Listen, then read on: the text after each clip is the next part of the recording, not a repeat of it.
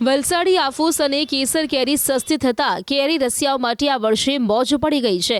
જો કે આ જ સસ્તી કેરી વલસાડના ખેડૂતો માટે કાળી મજૂરીનું પાણી કરી રહી છે। અગાઉ પ્રતિકૂળ વાતાવરણનો માર સહન કરી ચૂકેલા વલસાડના કેરી ઉત્પાદકો પર હવે વૈશ્વિક યુદ્ધના કારણે મોટો આર્થિક ફટકો પડ્યો છે। पहले के माहौल में बहुत अच्छा था, अभी माहौल इतना खराब है, बाहर युद्ध के कारण एक्सपोर्ट बंद है। केरी ना के बराबर जा रही है, भाव बिल्कुल नहीं है। पहले 1700, 1800, 2000, 1500 चलता था, अभी 500, 700, 600 है। बाहर दुबई, कतर, सऊदी, ओमान, ये सब देशों में अभी नहीं हो रहा, बंद है एकदम युद्ध के चलते। અમારે કેસર આફૂસ કેરી ખૂબ વધારે માંગ છે, પણ આ વર્ષે યુદ્ધના કારણે એક્સપોર્ટ થતું નથી। એના કારણે બધી એક્સપોર્ટમાં ફાઇટો બંધ છે અને એ કારણે વધારે માંગ મળતો નથી અને એ આફૂસ કેરીનું વધારે નુકસાન થાય છે કે અમારે ભાવ પણ મળતો નથી, પૂરતો પ્રમાણ મળતો નથી। ખેડૂતને જે પણ વળતર મળવું જોઈએ પૂરતું પ્રમાણમાં મળતું નથી, ભાવ પણ મળતો નથી। અમારે દુબઈ જવાની હોય કેરી એ પણ જતી નથી અને મુંબઈ અને વલસાડ જાય પણ એ આગળ જતી નથી અને સ્થાનિકો લોકો લે પણ એ પૂરતો પ્રમાણમાં ભાવ આવતો નથી।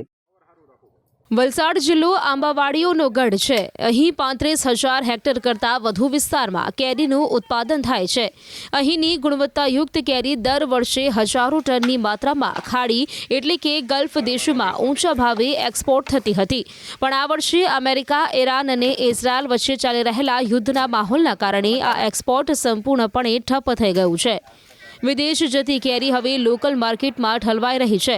નિકાસ બંધ થવાના કારણે સ્થાનિક બજારોમાં કેરીના માલનો તોતિંગ ભરાવો થયો છે, જેના લીધે કેરીના ભાવો તળિયે બેસી ગયા છે।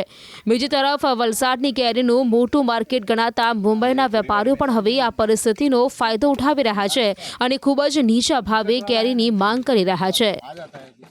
આપણી વલસાડી આફૂસ જે છે એની ખાસ કરીને અરબ કન્ટ્રી અને કેનેડા, લંડન, યુરોપ કન્ટ્રીમાં પણ સારી એવી ડિમાન્ડ હતી। પહેલાં આપણને 1500થી લઈને 1800 સુધીનો ભાવ મળતો હતો દર વર્ષે। હવે આ વર્ષે જે યુદ્ધ ચાલુ છે એના લીધે જે એક્સપોર્ટ બંધ છે એના માટે એને લઈને હવે લોકલ માર્કેટમાં જ બધાની કેરી મતલબ આવતી છે, અહીંના માર્કેટમાં જ। એટલે કેરીનો એટલો બધો ભરાવો થઈ ગયો છે કે કોઈ એક્સપોર્ટરને એક્સપોર્ટ થતી જ નહીં મળે, એટલે મતલબ રેટ એકદમ ડાઉન થઈ ગયા છે। 550, 500, 600 રૂપિયા, એટલે આપણને પોસાય તેવું નહીં મળે આટલા ભાવમાં।